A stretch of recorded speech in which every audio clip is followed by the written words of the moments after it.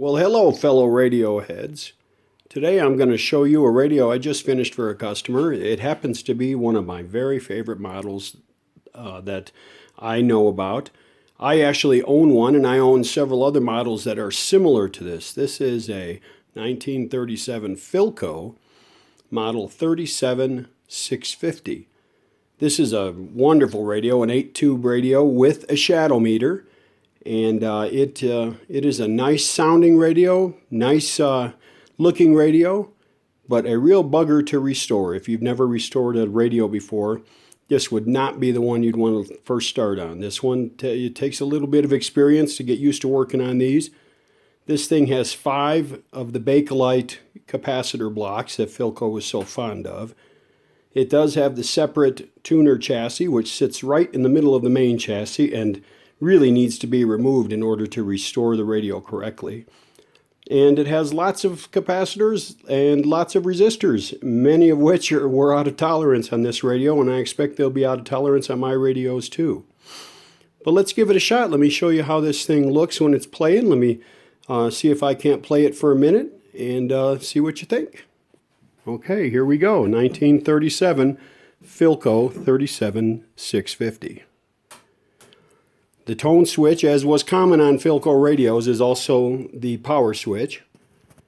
And this thing has 4 different tone settings.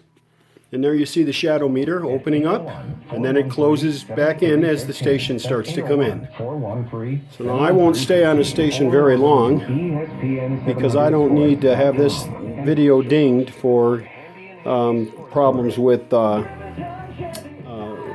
copyright and so forth. So here, let's pick a different station as we go. We'll use the coarse tuning first to find a station. Now, I'm using a tunable loop antenna, which is something I like to use a lot on the 30s radios, because 30s radios were really designed and made in a time when the long wire antenna was what people expected to use. And these days, especially if you live in town, a long wire antenna is not that practical. By long wire, I mean 50 feet or longer if you can. A tunable loop takes care of that issue by rejecting a lot of noise and giving you great reception while allowing you to actually fine-tune the reception with the tuner on the tunable loop. They take a little practice to use, but I buy these things on Amazon and they're not that expensive and they work great. So it's worth giving a try, guys, if you have 30s radios that you're struggling with where you happen to be living.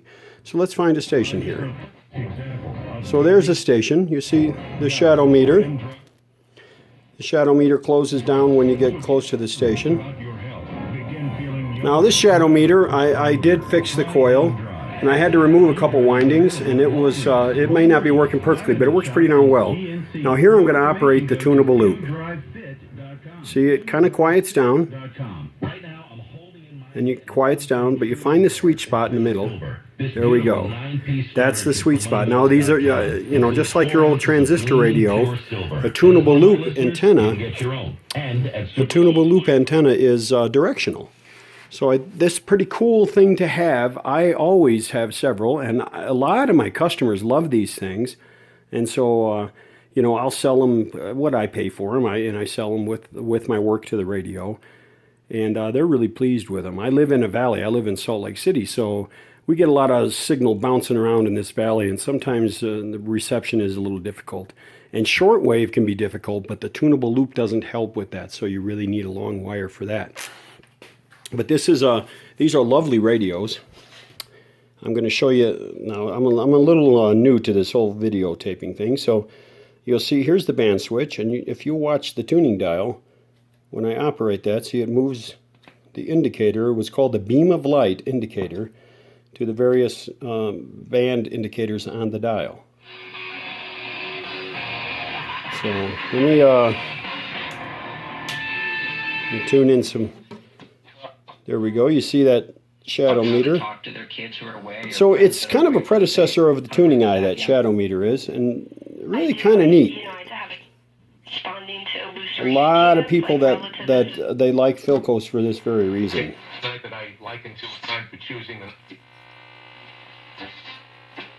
Now I'm running a lot of fluorescent lights in this place, so you're going to hear some noise in the coming through. Let's take a look at the chassis. Now, I did not do the wood on this particular one. I do cabinets, but there's a local guy in town that I work with, and he did this customer's cabinet for him. The cabinet was in rough shape when it started, so it was a little beyond my skills. And he did a nice job, this local fella. And let's take a look at the chassis. And it's your typical Philco chassis. You can see there is that removable center separate tuning chassis. And then come down in here and you can see the back of the shadow meter, which is up there at the top with a lamp on it. And of course you see the tuning dial lamp, and there is the rectifier in typical Philco fashion of the time, mounted right directly on the transformer. And you know, typical square Philco tube shields. And a decent speaker, not fantastic, but it actually has a lot of, it puts out a lot of bass for its size. I think it's a 10-inch speaker. So it does a nice job. Maybe 12. You know what? I didn't measure it, but it's a nice radio. And I think the customer is going to be pleased. It's got real good sound. And it is very receptive. Pretty selective, too. Picks up stations pretty well.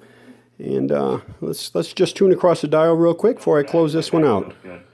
No, it's not, Matt. Those fluorescent lights are a real pain in the butt. So that's another thing that a tunable loop can help with. If we find a spot that's noisy, sometimes you can turn this tunable loop and it'll reject a lot of that noise for you. So they're real handy. So there's a weak station. And I can find that sweet spot with the tunable loop. And I can reject a lot of the noise.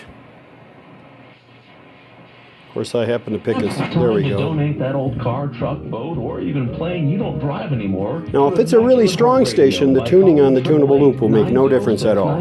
That happens. I know where this station is. It's just a couple miles from my house, actually. You see that tuning eye or that shadow meter open up a little bit when the station weakens, and it narrows when the station gets strong.